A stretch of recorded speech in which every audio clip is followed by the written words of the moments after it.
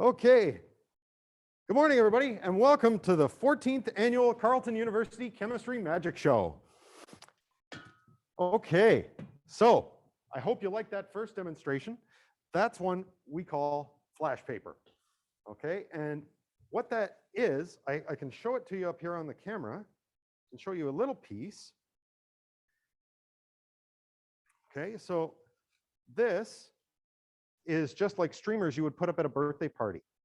Okay, but what we did was we actually reacted them with some extra chemicals that instead of making them resistant to burning, which is what they are when we buy them at the store, the bag actually said flame resistant, so it's actually hard to light it on fire. I didn't save any because I didn't have much, but otherwise I'd show you. And it won't actually burn unless we're holding a flame right to it. But now with this, you can see there's no smoke, no ash, nothing left. Okay, now let me guess. You want to see that again, but maybe a little bit more. Okay, why not? Okay, maybe we can turn the lights off again. And here we go. Woo! And that's why we get the fire alarms turned off. Okay. Yeah, we did. I think we got them turned off. We did.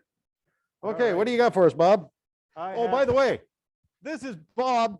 Blow it up, Burke. I like blowing things up and setting them on fire. You'll see lots of that today. But the first demonstration I'm going to do does not involve blowing things up or fire. I need Jeff's help for this. I want you to watch these 5 beakers across the front of the table here. And when I say go, we're going to dump these in. 3, 2, 1, go. Now, don't take your eyes off these 5 beakers, not even for a second. Watch very carefully.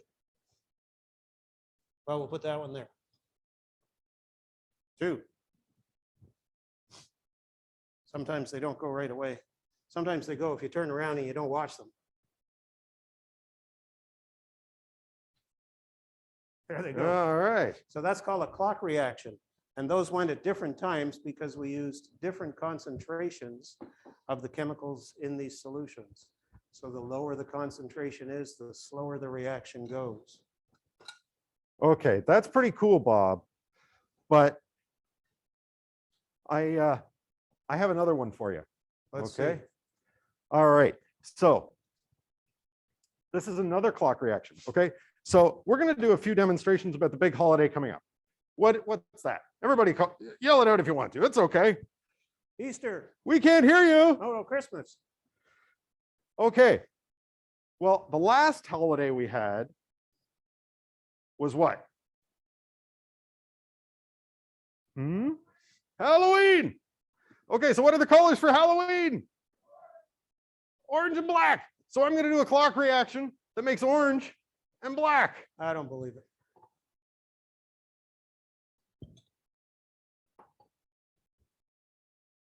Nothing's happening, Jeff.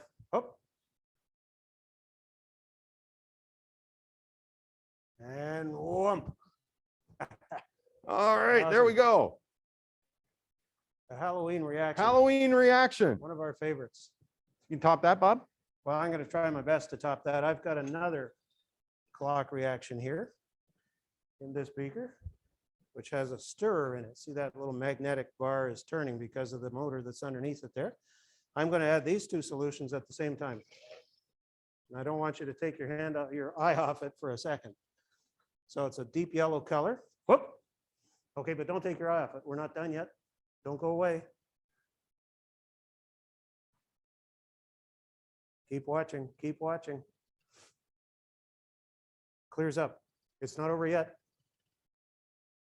This is called an oscillating clock reaction. And this will oscillate blue to colorless for about 15 minutes, something like that. It's actually quite a complex set of reactions involving many chemicals. Took a couple of hours to make this, to make these solutions up, but we think it's worth it.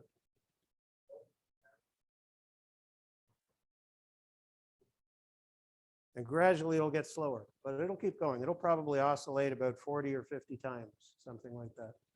So the chemistry is not too dissimilar from the first one that I did. It's quite different from the mercury chloride, the Halloween reaction. We call that the oscillating clock. While that's oscillating, I'm going to show you something else.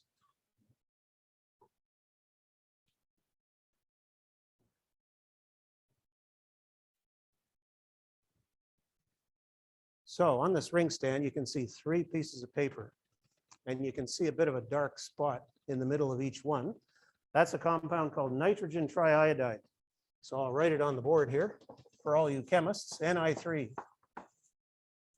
And what nitrogen triiodide likes to do is fall apart into nitrogen and iodine. And when it does so quite explosively. So you're going to hear a bit of a pop. And that's because of the nitrogen and the iodine gas being released. And you're also going to see a little bit of a purple gas. That's the iodine gas that's being released. Now, all I'm going to do to make this go is to touch it. And I could touch it with a feather, but I don't have a feather here. I'm going to touch the bottom one, but I want you to see that the other ones also go because of the shock wave that's created. So when one goes bang, they're all going to go bang. So you ready? Lean forward in your chairs. Look carefully. Watch carefully. Listen carefully. Oh, there we go. Now this one blew. See the purple gas here? That's iodine gas. So that's the iodine coming off the Ni3. That big bang is because the nitrogen is a gas and the iodine is a gas, and they occupy more volume than the solid did. So the first one blew, and that created a shock wave which blew the second one, and likewise for the third one. So that's called nitrogen triiodide. Cool, eh? Okay. Whew, my ears are still ringing from that one. Yeah. All right. I want to take a minute to give a shout out to some schools that are joining us. If you're watching, we've got 441 participants here. Okay, so we've got close to 10,000 people watching this show right now. That is amazing. Thank you all for coming. So we want to give a special shout out to people in the Ashton area, Markham, Petawawa, Barhaven, Manotick, Orleans, Morrisburg, Richmond, Oxford Mills, and Winchester, just around here. Okay, and I'll bring up more later. Now, let's make some slime. Okay, so if we're gonna make some slime, well, I mean, it's got to be green like boogers, right? So there we go. We'll put a little bit, some green food coloring in there. Okay, and what I have here is a solution of borax, which is a type of laundry detergent, and I have some wood glue. Okay, and I'm just going to mix these together. This is the kind of thing you can do at home or at school. Okay, you might have to do some experiments with the particular glue you have and if you need to dilute it with water and how much borax you add to make it. But that's part of being a scientist, is we're not always sure how much of different things we need to add to make something work, even if we think it's going to work. And now you can see getting lots of good gooey slime. All right, so now I'm going to add a little more borax. Looks like snot. Yeah, looks like stuff my daughter's been producing with her cold, but she's not on here today. And that one daughter, she's at daycare. But yeah. All right, there's some good Scoopy slime. All right. Now I might even have a little too much borax. Oh, let's mix it up again and we'll add a little more glue.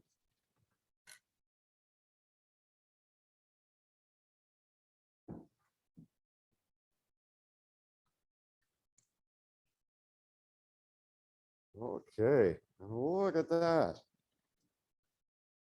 Pretty gross. That's pretty gross. Achoo!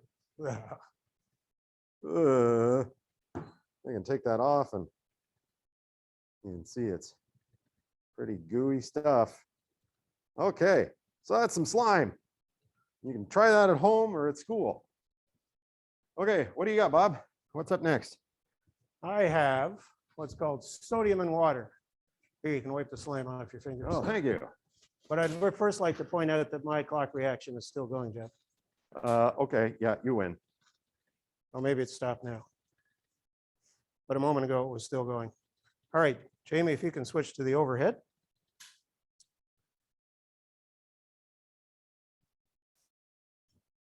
What I'm going to show you here is sodium metal. Now you see it says Na on the top of the jar here. That's the chemical symbol for sodium. And sodium is a metal, kind of like iron or copper or something, but it's quite a soft metal. So I'm going to take this and I'm going to cut off a little piece here, and you're going to see that I can cut it with a knife. It's kind of like hard butter. That's about how hard it is. Now that's a fairly big piece. I'm going to cut that in half, but you can see that nice shiny surface there. That's the bare sodium metal. The outside of this is covered in an oxide and an oil. What I want to do is expose this sodium to water, because sodium is a very reactive metal. If I put a piece of metal in water, a piece of iron, for instance, it's going to take a long time to oxidize. These forceps have oxidized over the years. But if I put a piece of sodium in water, it oxidizes just like that. And this is why the firemen really want to know what's in our labs, because if there's a fire and they come in and they spray water on everything and those things react with water, we could have a problem. So I'm going to put this big chunk back in the bottle where it's safe here. I'll move the bottle away. And in the cylinder, I've got maybe 5 centimeters of water. I'm going to take a piece of sodium and drop it in there. Now, if I dropped a piece of iron like this in there, not much would happen. It would rust, but it would take days or weeks. Piece of sodium, that's different. I'll just back up a little bit here. It's hissing. There we go. That's what I'm talking about. Just make sure we didn't set the ceiling on fire. No, I think we're good. So that's an explosive reaction because the sodium reacts with water.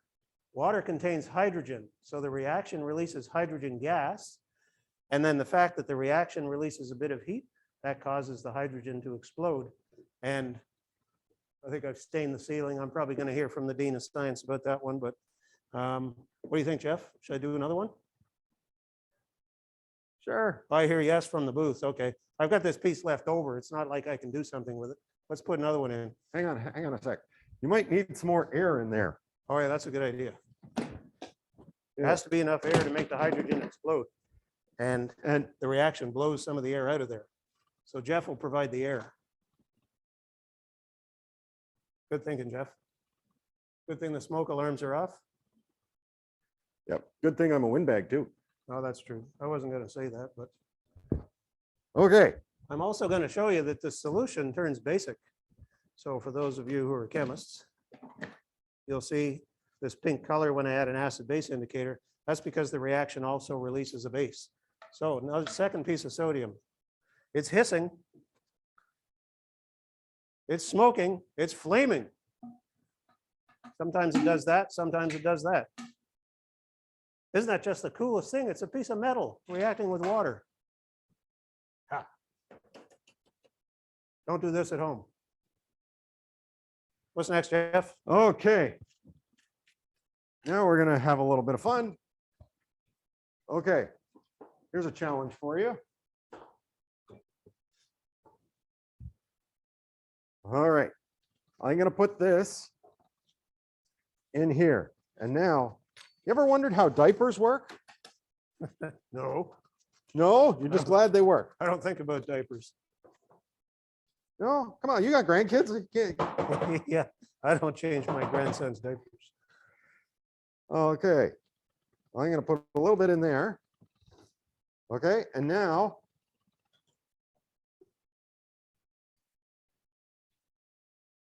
put the water in here.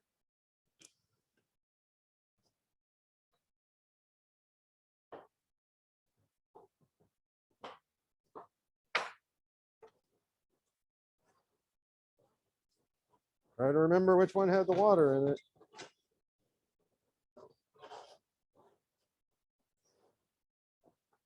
Okay. So which one is it? Is it the one here on the right? I think so. Oh, No. Is it the one in the middle? gotta be. Oh, well, now we know which one it is. Oh, come on. What did you do? Well, what I did was forget to bring an extra beaker. I'll give you a beaker. Here we go. I got one. All right. Now I'll show you what that's like.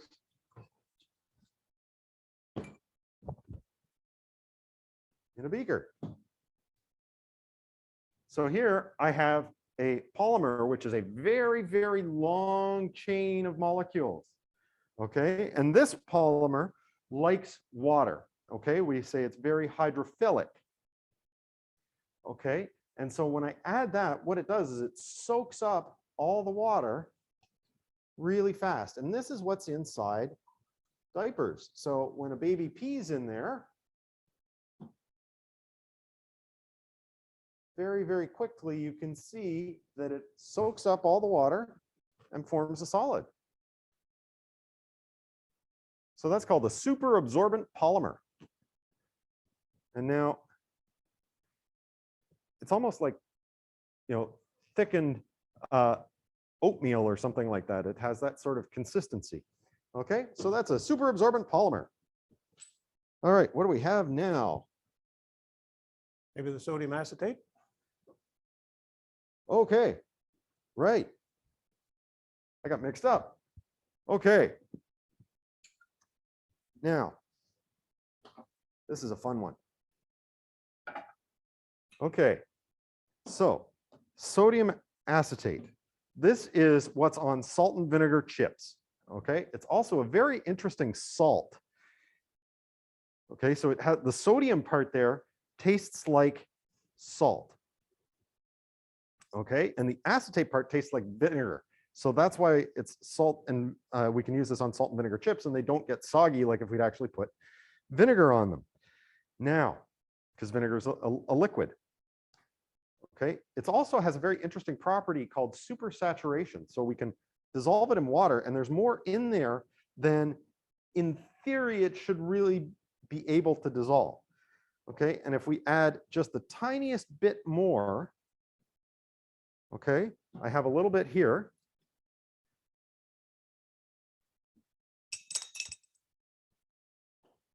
You can see it all comes crashing out of solution. Kind of like the last demonstration we did, right? Okay, so that's called supersaturation. And now I can take this and I can heat it back up and use it again for our next show this afternoon. Okay. All right, now I'm going to mess with our cameraman here and turn down the lights a little bit. They weren't expecting me to do that. Okay. And I'm going to show this in a different way. Ready? Yep. And now I've got some here that kind of glows in the dark. And if I pour it out onto a little bit of sodium acetate in the pan, you can see it grow and glow.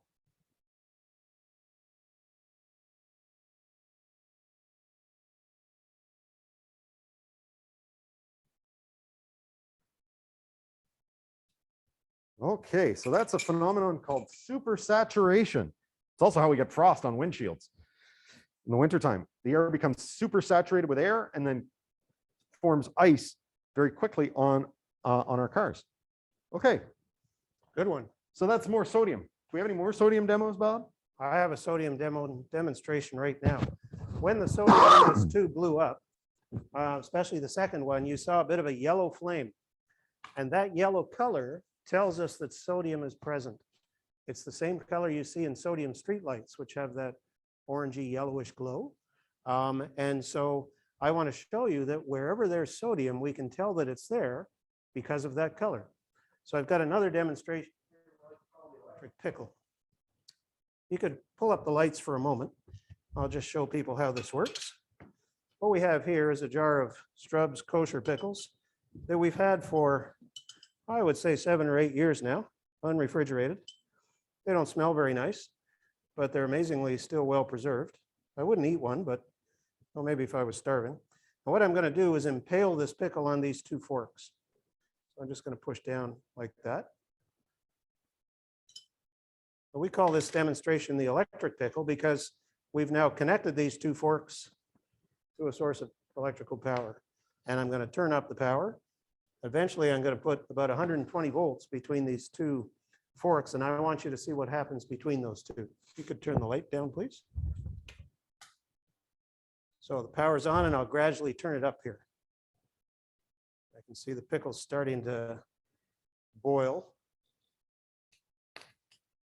There we go. Now that color is exactly the same color that you saw when the sodium exploded in that tube of water, because it's also sodium. Why is there sodium? I think you guys know, because pickles are made by submersing a cucumber in salt water, and salt water contains sodium chloride. So there's a lot of sodium in a pickle, and when the electricity excites it, excites the atoms, then they lose their energy, and they do so in the form of this yellow light. And that exact color of light tells us that it's sodium.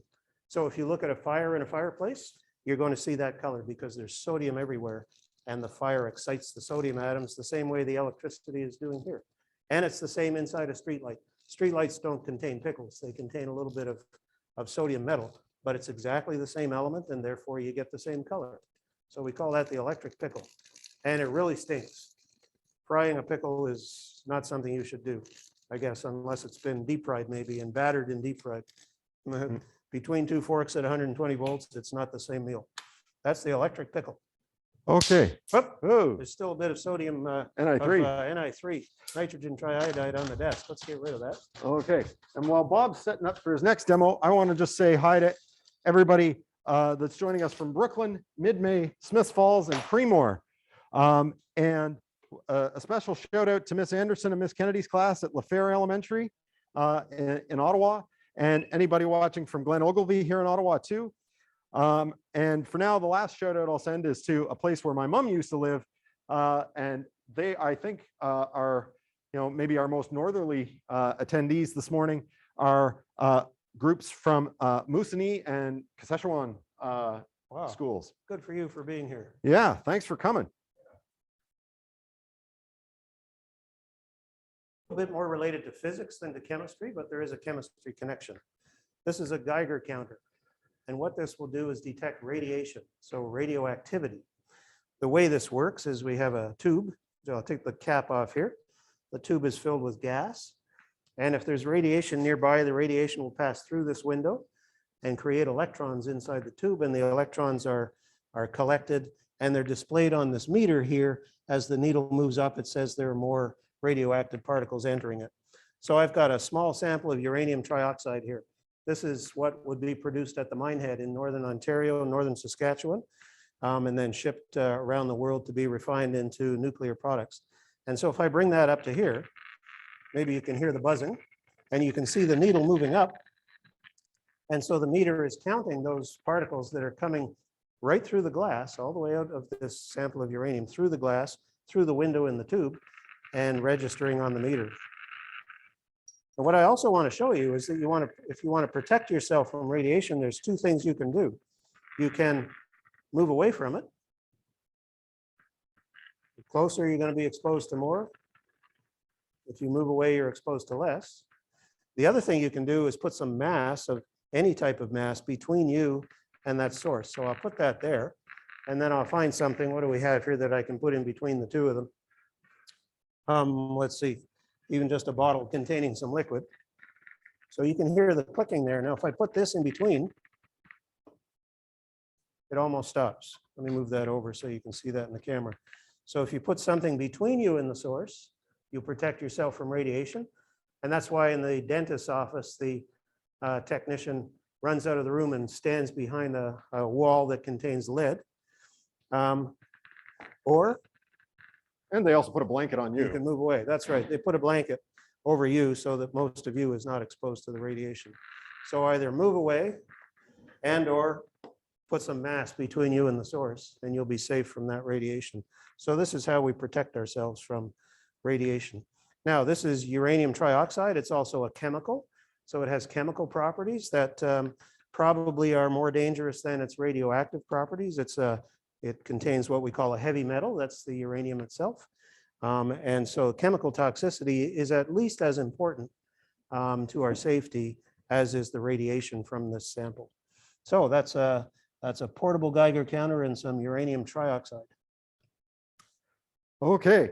And now I want to send out a few more shout outs to friends at St. Emily's School in Ottawa, St. John Bosco School in Barry's Bay. We've got a bunch of classes joining us from Walkerton, and Walter Zadow Public School in Arnprior, a couple schools in Canada, Knoxdale Public School, Ottawa Virtual Schools are joining us, the Ottawa Jewish Community School. Bonjour to those tuning in this morning from Pierre Trudeau School over in Gatineau. Good morning, later in the morning to the folks out at Sacred Heart School in Halifax. You get the prize for being the school farthest east this morning. And Sergeant Park School in Winnipeg, you get the prize for being the furthest west that's actually joining us live. And then we have another school out in Kelowna who's actually going to be watching the recording because they probably didn't want to go to school for 6:30 a.m. just to see the show. And there was another Sacred Heart there, Sacre Coeur from Bourget. Yeah. Welcome. So yeah, this is a great turnout. And now Bob and I are going to have a bad breath contest. Ready, Bob? I'm ready. Gotta pull my mask down. Notice that this is pink.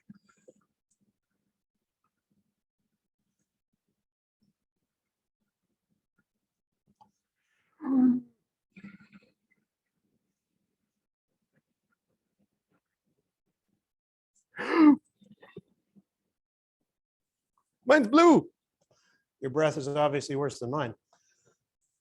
Hey, wait a minute, it's not blue anymore. I broke it.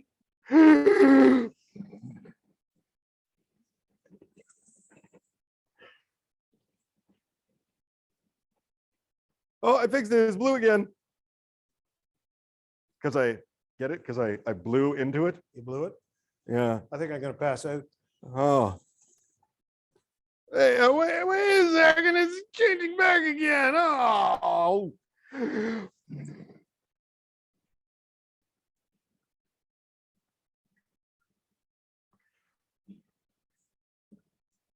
So you see mine is gradually turning from pink to clear.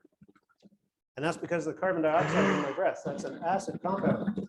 So that's turning the solution from basic, which I made it before, to acid.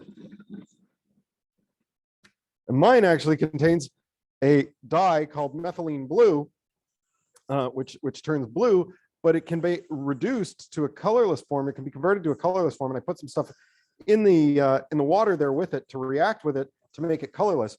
And now it reacts not with carbon dioxide that I'm blowing out, but with extra oxygen that I'm blowing out. And that's what turns it blue.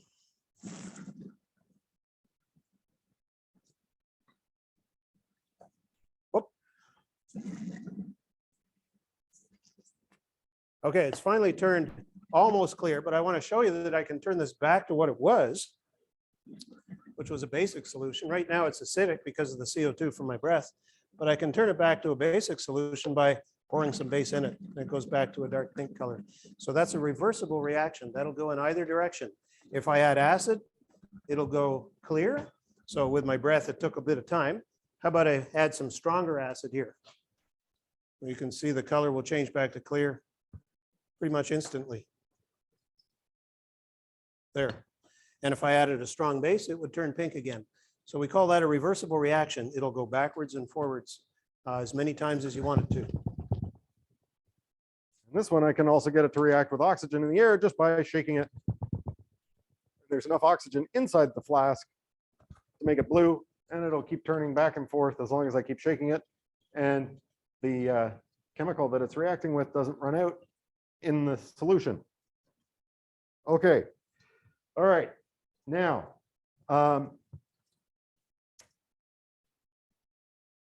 with the holidays coming up, we figured we do a couple sort of Christmas themed demonstrations for you. So earlier we talked about what colors we use for Halloween. We talked about orange and black. If we're going to talk about Christmas, we're probably looking at silver, red, and green. Okay, so I'm going to show you a silver, red, and green demonstration. So in this flask here, you can see I have a silver liquid And now on top of that, or mix in with that, I'm going to put a green liquid.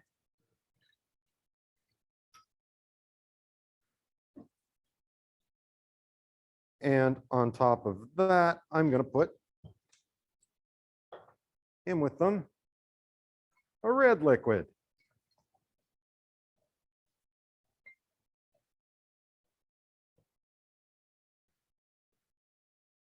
Okay, so if you notice there, I've got 3 layers.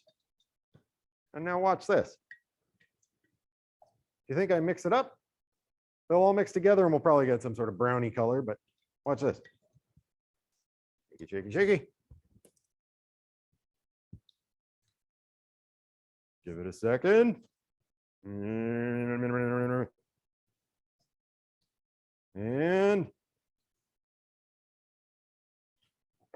there we go. We've got our red, green, and silver back again. And it looks like we've got a little octopus hanging down from the red into the green. Okay. So this is what we call a triphasic mixture. There's 3 different phases here that don't mix. So the top layer here, we'll call that a phase. Okay, this is an oil-like layer. So it's like if you're when we're cooking, right, we might put some oil in the boiling water when we make pasta. Helps prevent the pasta from sticking together. So this is an oil-like layer that sits on top. It doesn't mix with the layer below, which is water. And I put in something in there to make it green. I actually put 2 things in, some food coloring and a special salt. And then on the bottom here, I actually have mercury, the element. So it's silver, it's a metal, it's liquid. It's very unusual in that it's liquid because elements are just only atoms, they're not molecules. And so this element here is one of only 2 that's a liquid at room temperature. Okay, and it's the only metal that's liquid at room temperature. Okay, so that's one of our favorite Christmas demos. Okay, we can shake it up again and 3 layers. And by the way, mercury is also very dense. So if we have a jar of it, okay, let me see, where did I put it? There it is. I can show you a big jar. Mercury. I wish I had a scale here so I could explain how much it weighs, but right there, that's about 300 milliliters. And that probably weighs about 3 kilograms. So that's, it's one of these things when you go and pick it up, you're like, wow, that's so heavy. It's like your brain just goes, that amount should not weigh that much. It's worse than trying to pick up a brick. Okay, what do you got for us, Bob? Okay, another Christmas demonstration. I'm going to make one of the world's biggest Christmas ornaments. This is full of hot water right now, which I'm going to empty. So I've got a bucket here, and I'll get rid of the hot water. And what we're going to do is a reaction, which is going to cause the inside of this flask to become coated in silver like a mirror. And I'll explain the chemistry as soon as I get the water emptied out of here. All right, so the water's out, the flask is nice and hot. I'm going to put a solution in which contains a bit of sugar. 10, 20, 30, 40, 50, 60 milliliters. Looks about right. And I'm going to add another solution which contains silver, but you'll notice that you don't see any silver metal here. The silver is dissolved in solution. We call it silver ions. So I'll add this to here. And a reaction should happen between the silver and the sugar. So the silver will get reduced to silver metal. And the sugar, as we say, gets oxidized. But the important thing here is that the silver becomes silver metal. So you can see that things are starting to happen on the wall of this flask. And gradually the silver ions will come out of solution and become silver metal. And the solution will become oxidized. It'll turn into carbon dioxide and water. and you won't be able to see that. But what we're going to do here is make the world's biggest, well, maybe not the biggest in the world, but we're going to make a pretty nice looking Christmas ornament. Come on over here, Jeff, because I want people to see us in the reflection of this Okay. bulb here. So you can see that now it's nice and shiny. It's not clear anymore. What do you think of that? We could hang that on a tree once we empty out the toxic contents inside and wash it a little bit. Would we call that a chemistry? Oh, a chemistry. Oh, my partner here is so got another one of his jokes. Anyway, that's the reduction of silver ion to silver metal to make a giant Christmas ornament. And I'll wash this out and I'll put a little bit of nitric acid in and it will dissolve the silver again. And then we can do the reaction again with some fresh reagents. But that's a nice big Christmas silver ball. In the old days, that's how they would make those silver ones. That's Now right. it's mostly aluminum. Mostly aluminum. This is how they used to make mirrors too. They would reduce silver onto the back of a piece of glass. Okay, maybe Bob can get the lights while I get this next demo ready here. So another thing that we have a lot of around this time are candles. So I've got a little candle right here. Okay. Pretty ordinary looking candle. Yeah, pretty ordinary looking candle. Okay. Oh, come on, Jeff. You can't eat a candle. Yummy candle. Ugh, Mm, gross. Who eats candles? I do. Mm. They're delicious.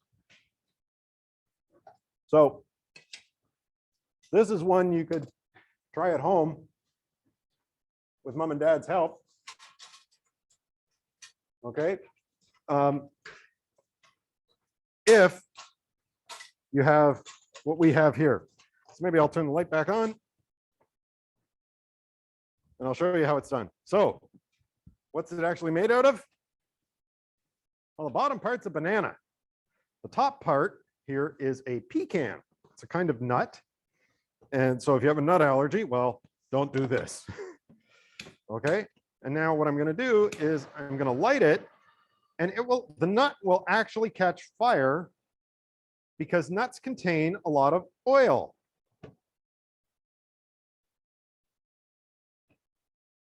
Enough oil that it will actually keep burning for a minute or two.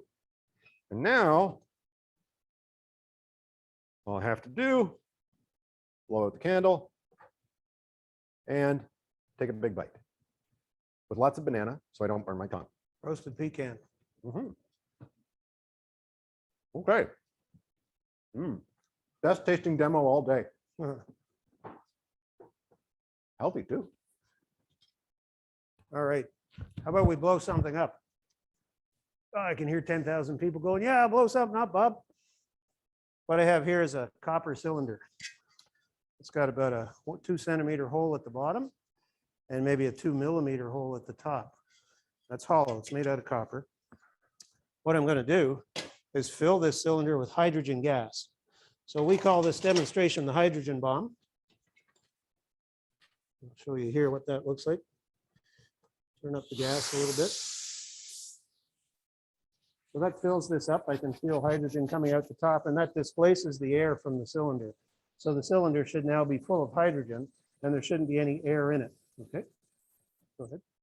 I'll put my finger over the top because hydrogen is a very light gas, and it comes out the top. Could you bring me a flame of some description?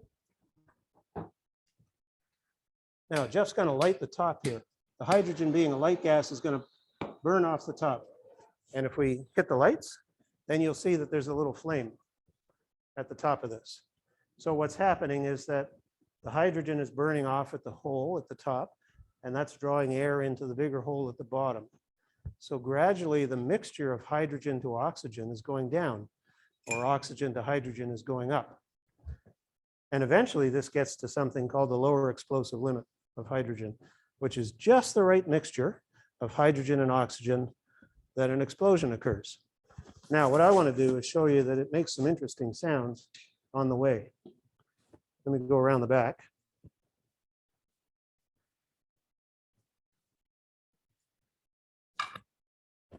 It's starting to make that sound already.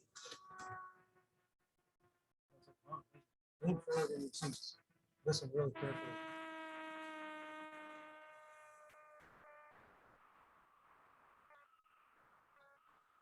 The sound is getting lower and lower in tone. Oh, there we go. That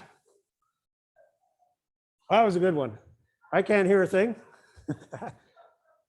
I hope everybody enjoyed that one.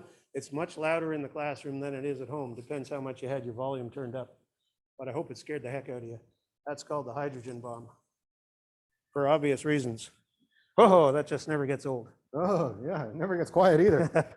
Okay, and now we're gonna have some fun with a black light. Okay, so this is something you can do at home if you have one. I have a couple of black light flashlights here. They're UV lights. Okay, and they kind of turn blue.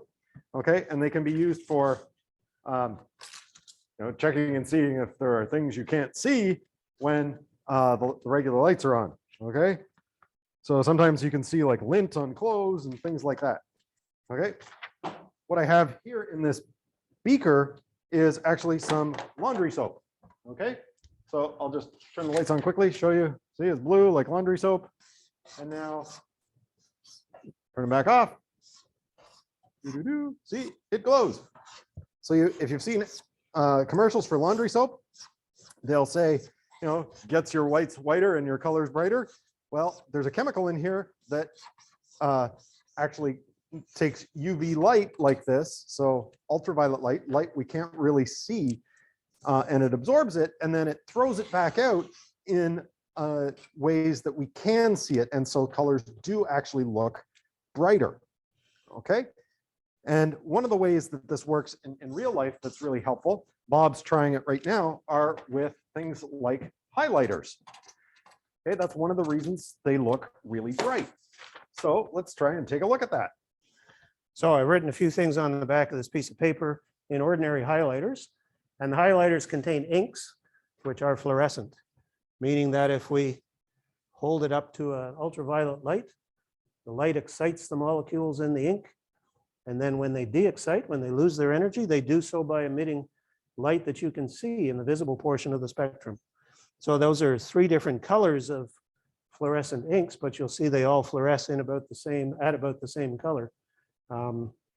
So there's some science behind that, which I'm not going to go into here, but you can see how much they do fluoresce. If I take it away, you can still read it, but it's not nearly as striking. And the last way we want to show you this phenomenon is with, this is tonic water. So this is a bottle of tonic water I picked up at the grocery store. And if we put that under here, you can see it glows with a faint blue color. And that's from a substance in there called quinine, which used to be, and is still sometimes used as a drug to treat a disease called malaria.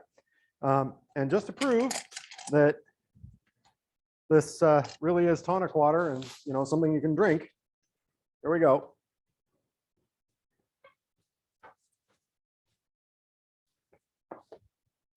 Oh, Jeff, geez. Oh man. You slob. Oh What yeah. are you doing? Oh man, that stuff tastes terrible too. Ugh. At least you won't get malaria. Yeah. Well, I have to drink about 30 liters a day to get enough to help with malaria. Okay. All right. And now we've got a related phenomenon called phosphorescence. So, All right. So inside this bag, I think I have, there I do have, 2 sheets of paper that have been treated with a phosphorescent substance. Now, phosphorescence is a little bit different because it persists, unlike the fluorescence. What's happened?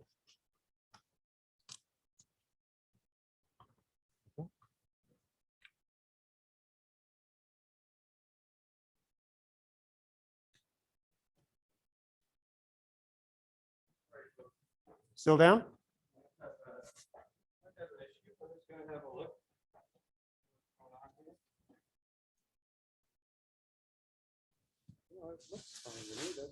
Yeah. Just ask the viewers, can they hear and see us? Can everybody hear and see us? We're getting some indication that there's a problem. Interesting. Oh yeah, we're good. Okay. Well, that's okay. Thank you. Okay. All All right. And now back to phosphorescence. So phosphorescence is similar to the fluorescence that you saw, but it persists. And you've seen phosphorescence maybe in your TV remote control. Sometimes it has phosphorescent buttons and they sort of charge up when it's light. Then if you turn the lights off, you can find your TV remote because they're still glowing. They continue to glow for some time. Now, what I'm going to do here is demonstrate with these two pieces of paper which have been treated with a phosphorescent chemical. And I have two laser pointers. One is red, and you can see that the red light doesn't do anything. It doesn't induce any phosphorescence on this compound. But the other one is blue, and blue light is more energetic than red light. The photons which come out of this laser pointer are higher energy, and they're capable of exciting the molecules in these phosphorescent molecules to a higher level. So watch what happens here. You can see I'm kind of jiggly. I must have had too much coffee this morning. But there it is. It's light fluorescence, but you can see that it persists. So the structure of the molecules is a little bit different. Note that they have to be excited, though, using a high energy photon like this blue light. The red light here doesn't do anything. The blue light is capable of exciting it. What's Jeff got here? Oh, he's got some big torches with UV light coming out of them or blue light coming out of them, so he can excite that whole thing. So that's phosphorescence. And like I said, you've seen this probably in your TV remote control. The buttons have a phosphorescent chemical in them. Cool, Okay, eh? yeah.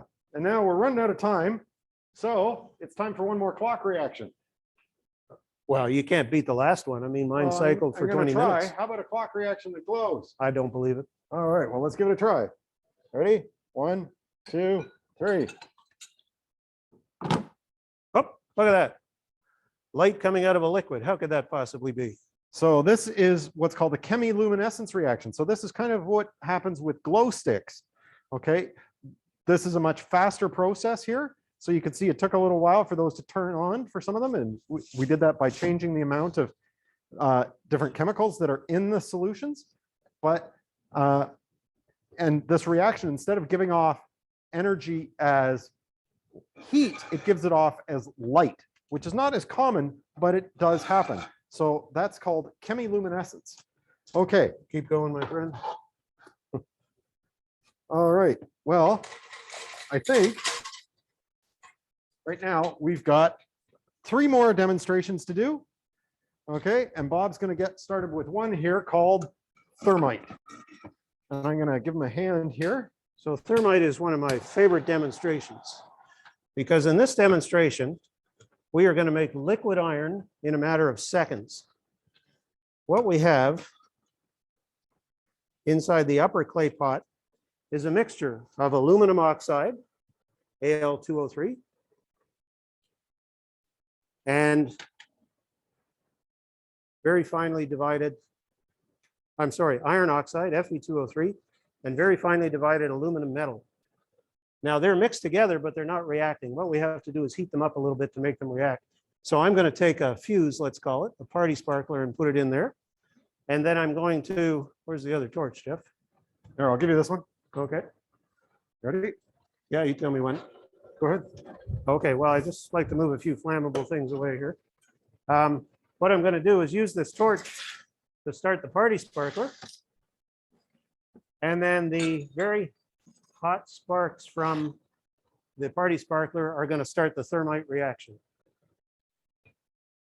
Shall I go? Yeah, go ahead. Okay, so here goes the party sparkler. Now, one of those sparks will fall into that mixture and start the thermite reaction. And if this works properly, you'll see something come out the bottom of the upper flower pot. And that something is liquid iron. We're going to make liquid iron in seconds here. There it goes. Now watch what comes out the bottom. There it is. That's liquid iron that just poured out the bottom of this. This is how they can weld railway rails together in the field. They can go out into the bush and they can put thermite above the ends of 2 railroad rails, and they can actually weld them together because that's such a hot mixture. Now I want to show you that that piece of liquid iron is still pretty darn hot. I can pick it up here and pull it out. It's still soft even. I can squeeze it with these tweezers. It's buried itself in the sand there. This is still quite pliable. kind of like soft glass. So isn't that amazing that a chemical reaction can release so much heat so quickly that it can melt iron? So that's called a thermite reaction. And mostly it's just fun to do, but it does have some practical applications in the field as well. These things will stay hot for probably half an hour. It'll take that long before I can dispose of them properly in the garbage. So that's called thermite. What do you got, Jeff? Okay, so I have our second last demonstration here, and this is one that's a little bit related to fireworks. So there are three parts to fireworks. One is a metal salt that gets excited, that gives us the color. The other thing is a lift charge that causes the firework to go shooting up into the sky. And then there's the explosive charge, which makes the firework go pow. The chemical I'm using right here in this is potassium chlorate, which used to be used as part of an explosive charge. We don't use it anymore. And don't worry, this isn't going to explode. Okay. But what I'm doing here is I'm liquefying it, and it's an oxidizing agent. So what it's going to do is it's going to break down this peanut M&M that's here in my hand. Okay. Just like our body uses oxygen to digest our food. Okay. So watch what happens when I put this in. There's 13 calories in here, and that's not really easy to understand what that means. So I'm going to show you how much energy that is. Okay, so watch this. Okay, and this is a little smoky. That's why we're doing it inside this, what's called a portable fume hood here. Okay, here we go. So right now it's oxidizing the chocolate. That's about 700 degrees. And now it's going to start in on the peanut, which, like the pecan earlier, has a bunch of oil. So it's going to get a lot hotter, over 1,000 degrees. Okay, and yep, it's beeping at me here.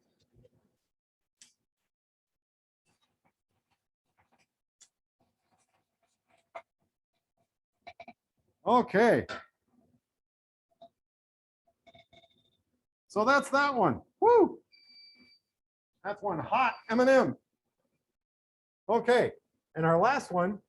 Well, how do you end any firework, or how do you end any good chemistry show? How about a beeping fume hood? How about something that's actually like a firework? Okay, I can just have to find the right bottles here. What Jeff is trying to say is, let's light something on fire. Yeah, let's light something on fire. There we go. All right. So I have three that I'm going to show you here. Okay, one should be red. One should be blue, which is actually really tough to do for fireworks. And one should be sort of a purpley color. Okay. So thanks everybody for coming. This has been fantastic. You've been a great audience. Well, we think you have. We think so anyway. We can't see you or hear you, but we know you're We out hope you there. had fun. We've had fun doing this for you. We hope you'll come back again. Okay, and here we go.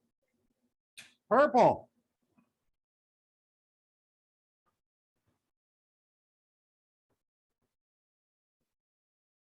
How about red?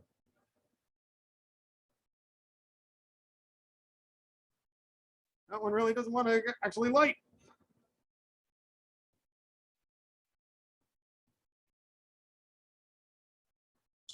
Okay, and here we go with blue. Oh, that's a good one. Okay, folks, thanks a lot. That's our show. Hopefully we'll see you again next year, and maybe in person. Oh, wrong button. Have a good day, everybody. Have a good holiday. I hope you all become chemists one day. We'll do this again next year. We have other shows running during the year as well. So keep your eyes open for them if you're in the Ottawa area. Thank you. Jack.